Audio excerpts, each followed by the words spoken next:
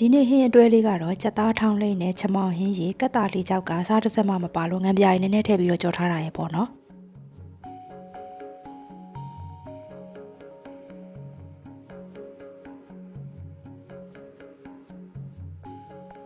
ကြက်သားအသားတွေတီးတဲ့15ကြက်သားခန့်ကိုစားစနွန်ဟင်းခန့်မုံထည့်ပြီးတော့ရေမြုပ်ယုံထဲရေခမ်းပြုတ်ထားပါတယ်ပြီးရင်တော့ထောင်းပြီးတော့မှုတ်ထားပါမယ်စီထဲကိုကြက်သွန်ဖြူနေစနွန်ထည့်ပြီးတော့ကြက်သွန်အနေတော့နွမ်းလာတဲ့အထိကြော်ပါမယ်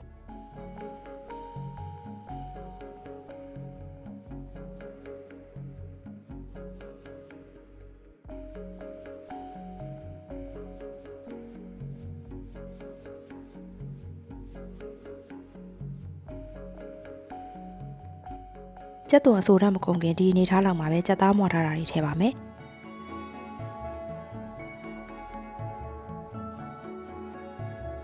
စီကိုလိုအပ်တယ်လို့နည်းနည်းချင်းစီပဲထပ်ထည့်ပါမယ်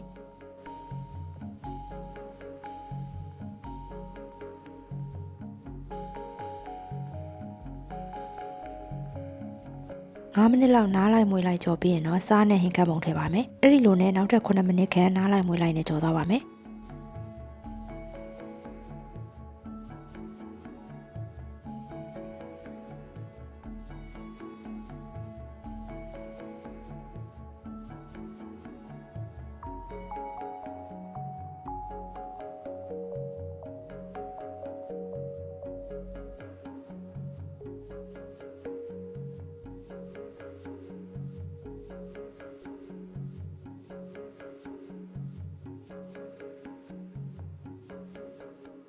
ဒီအနေထားရောက်ရင်တော့ခရမ်းညင်လေးတစ်လုံးထည့်ပါမယ်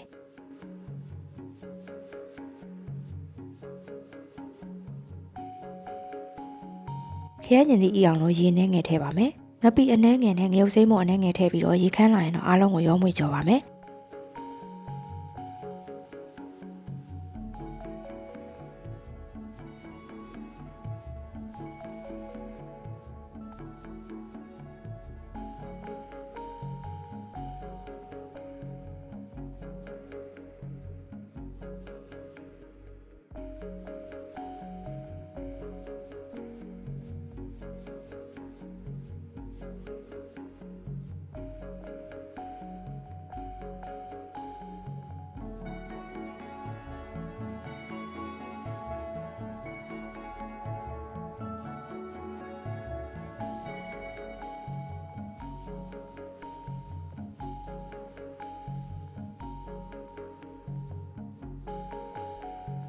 ပြီးရင်တော့ငရုတ်သီးစိမ်းကြမ်းဘတ်ထဲခဏမွေကြော်ပြီးရင်တော့ကြက်သားထောင်းလိမ့်လေးချက်ပါပြီ